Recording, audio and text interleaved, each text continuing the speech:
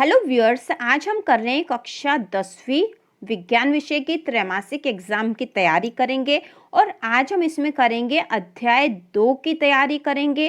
तो अध्याय 2 के सारे ऑब्जेक्टिव क्वेश्चन और इसके साथ ही अध्याय 2 के जो महत्वपूर्ण प्रश्न हैं वह भी आज हम तैयार कर लेंगे। तो शुरू करते हैं। और इसके पहले हम अध्याय 1 के भी सारे महत्वपूर्ण प्रश्न कर चुके हैं। यदि आपने नहीं देखे हो तो चैनल की प्लेलिस्ट पर देख सकते हो। और इसी प्रकार के और वीडियो देखने के लिए कक्षा 10वीं की संपूर्ण तैयारी के लिए चैनल को सब्सक्राइब कीजिए। तो शुरू करते हैं। प्रश्न नंबर पहला जो है ऑब्जेक्टिव क्वेश्चन, निम्न में से कौन सा लवण क्रिस्टलन जल युक्त नहीं है। तो कौन सा लवण ऐसा है जो क्रिस्टल जल युक्त नहीं है। तो इसका उत्तर आएगा खाने का सोडा। खाने का सोडा क्रिस्टल जल युक्त नहीं है। इसके बाद दूसरा है पाचन के समय आमाशयिक पाचक रसों का पीएच मान है। पाचन के समय आमाशयिक पाचक रसों का पीएच मान कितना होता है। तो यह होता है 7 से कम। ठीक है, इसका उत्तर लिखोगे आप 7 से कम। इसके बाद अगला प्रश्न है निम्न में से कौन सोने को विलय करने के लिए प्रयुक्त होता है। तो सोने को विलय करने के लिए क्या प्रयुक्त होता है। तो इसका उत्तर आएगा अम्लराज। अम्लराज। इसके बाद अगला प्रश्न है निम्न में कौन प्रकृति से अम्लीय है। लाइम जूस, मानव रक्त, चूने का पानी या प्रति अम्ल। कौन सा इनमें से प्रकृति से अम्लीय है। तो इसका उत्तर आएगा लाइम जूस। ठीक है, लाइम जूस इसका उत्तर आएगा।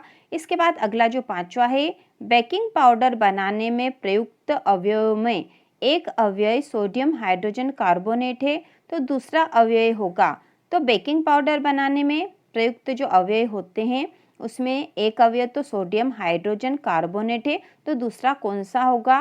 तो इसका उत्तर आएगा टार्टरिक अम्ल। टार्टरिक अम्ल जो है दूसरा अवयव होगा। इसके बाद जो अगला प्रश्न है अपच का उपचार करने के लिए निम्न में से किस औषधि का उपयोग होता है। अपच का उपचार करने में किस औषधि का उपयोग होता है। तो इसका उत्तर होगा एंटासिड। एंटासिड का उपयोग होता है। इसके बाद अगला प्रश्न है टमाटर में कौन सा अम्ल उपस्थित होता है।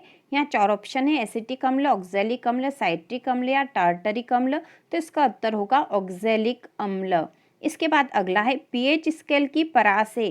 तो पीएच स्केल की परास क्या होती है 0 से 14 तक। ठीक है, 0 से 14 तक पीएच स्केल की परास होती है।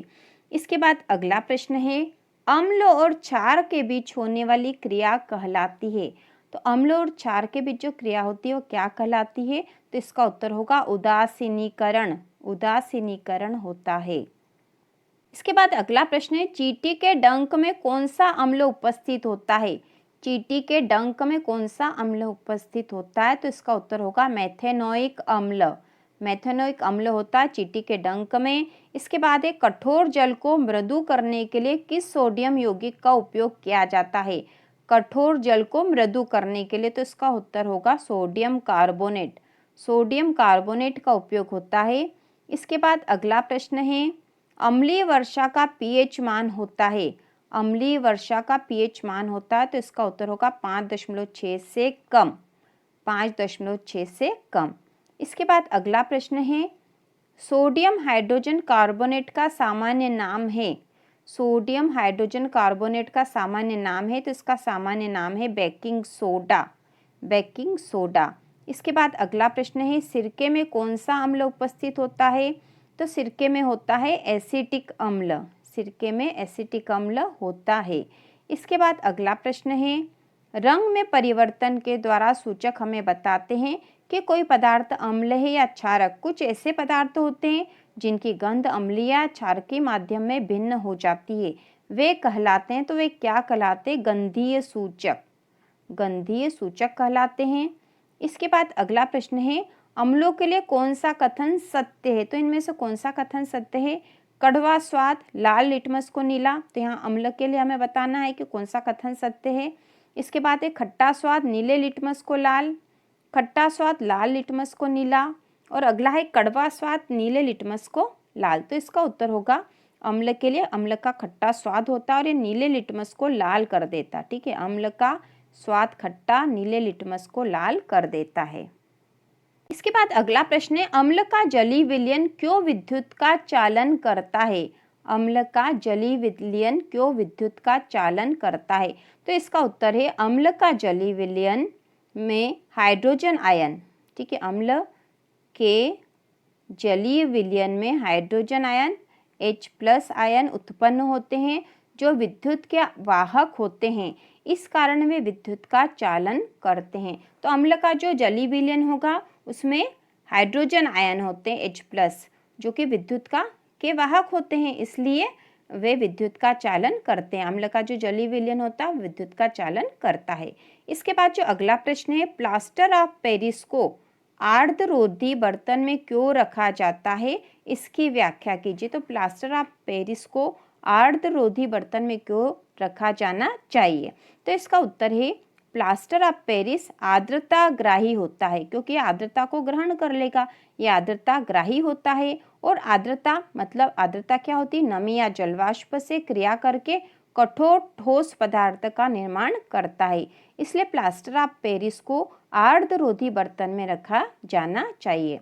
तो यहाँ पे प्रश्न था कि प्लास्टर ऑफ पेरिस को आर्द्ररोधी बर्तन में क्यों रखा जाना चाहिए? तो इसलिए रखा जाना है क्योंकि प्लास्टर ऑफ पेरिस जो है आर्द्रता ग्राही होता है। आर्द्रता को यदि वातावरण में नमी होगी या जलवाष्प होगी तो उसको ये ग्रहण कर लेगा, और यदि ये ग्रहण कर लेगा तो यह ठोस हो जाएगा, कठोर हो जाएगा। तो इससे बचने के लिए प्लास्टर ऑफ पेरिस को आर्द्ररोधी बर्तन मतलब ऐसा बर्तन जिसमें आर्द्रता अंदर नहीं आए, ऐसे बर्तन में रखा जाना चाहिए। इसके बाद जो अगला और महत्वपूर्ण प्रश्न है, धोने का सोडा एवं बेकिंग सोडा के दो दो उपयोग बताइए। ठीक है, धोने का सोडा और बेकिंग सोडा के दो दो उपयोग। तो सबसे पहले हम धोने का सोडा के उपयोग बताएंगे। तो इसका उपयोग कांच, साबुन एवं कागज उद्योग में होता है। धोने के सोडा का उपयोग कांच, साबुन एवं कागज उद्योग में होता है। और इसका दूसरा उपयोग है, इसका उपयोग घरों में साफ सफाई के लिए होता है। तो हमने धोने के सोडा जो है उसके दो उपयोग बता दिए हैं, कांच और आदि उद्योगों में होता है उसका उपयोग, और दूसरा है घरों की साफ सफाई के लिए होता है। अब दूसरा बेकिंग सोडा, तो इसका प्रमुख उपयोग बेकरी में उपयोग होने वाले बेकिंग पाउडर बनाने में होता है। तो जो बेकिंग सोडा है इसी से बेकिंग पाउडर बनता है जिसका कि बेकरी आदि उद्योगों में काम होता है। और दूसरा इसका उपयोग सोडा अम्ल अग्निशामक में किया जाता है। सोडा अम्ल अग्निशामक मतलब आग बुझाने वाले यंत्रों में भी इसका प्रयोग होता है। इसके बाद अगला प्रश्न है, निम्नलिखित अभिक्रिया के लिए शब्द समीकरण लिखिए। तो यहाँ शब्द समीकरण लिखना जैसे, तो यहाँ पहला जो है तनु सल्फ्यूरिक अम्ल दानेदार जिंक के साथ अभिक्रिया करता, तो तनु सल्फ्यूरिक अम्ल जो है दानेदार जिंक के साथ अभिक्रिया करता, तो जिंक के लिए हमने Zn लिख दिया है। उसके बाद सल्फ्यूरिक अम्ल के लिए हम लिख देंगे H2SO4, और ये जो है अभिक्रिया करेगा और इससे बन जाएगा ZnSO4 प्लस हाइड्रोजन जो गैस है वो वातावरण में बाहर निकल जाएगी। और ये तनु है तो यहाँ हम डाइल्यूट भी लिख देंगे, DIL कर देंगे, तो इस प्रकार हमें पता चल जाएगा कि तनु विलयन है, और यहाँ पे हम S लिख देंगे, मतलब ये जिंक जो सॉलिड है। इसके बाद जो दूसरा है, तनु हाइड्रोक्लोरिक अम्ल मैग्नीशियम पट्टी के साथ अभिक्रिया करता है। तो मैग्नीशियम पट्टी मतलब मैग्नीशियम के लिए हम Mg लिख देंगे, प्लस तनु हाइड्रोक्लोरिक अम्ल है तो इसके लिए हम लिखेंगे HCl, और इन दोनों की अभिक्रिया हो जाएगी तो बन जाएगा MgCl2 प्लस हाइड्रोजन गैस बाहर निकल जाएगी। ठीक है, अब यहाँ पर इसको हमें संतुलित भी करना पड़ेगा। पहले हम इसको सॉलिड लिक्विड लिख देंगे। तो मैग्नीशियम जो पट्टी मतलब ये सॉलिड है, और हाइड्रोक्लोरिक अम्ल तनु है तो ये डाइल्यूट है। ठीक है, यहाँ हम DIL डाइल्यूट लिख देंगे, और यहाँ पर हम इस समीकरण को संतुलित करेंगे। तो यहाँ पे सबसे पहले हम Mg देख लेते हैं, यहाँ पे एक है और यहाँ पे भी एक है, दोनों तरफ एक है। अब यहाँ Cl2 है लेकिन यहाँ Cl एक ही है, तो हमको इसको 2 करने के लिए यहाँ आगे 2 लगाना पड़ेगा। ठीक है, ये 2 लगा दिया तो इससे हाइड्रोजन भी 2 हो गए, तो यहाँ 2 हाइड्रोजन है। इस प्रकार ये समीकरण संतुलित हो गया, और ये दोनों महत्वपूर्ण जो अभिक्रिया है हमने यहाँ पे समीकरण लिख के देख लिए। तो इस प्रकार हमने कक्षा 10वीं विज्ञान विषय के अध्याय 2 के इम्पॉर्टेंट क्वेश्चन देख लिए हैं, और इसके साथ ही एग्जाम के समय भी इम्पॉर्टेंट क्वेश्चन आने वाले हैं। तो इसी प्रकार के और वीडियो देखने के लिए कक्षा 10वीं की संपूर्ण तैयारी के लिए चैनल को सब्सक्राइब कीजिए।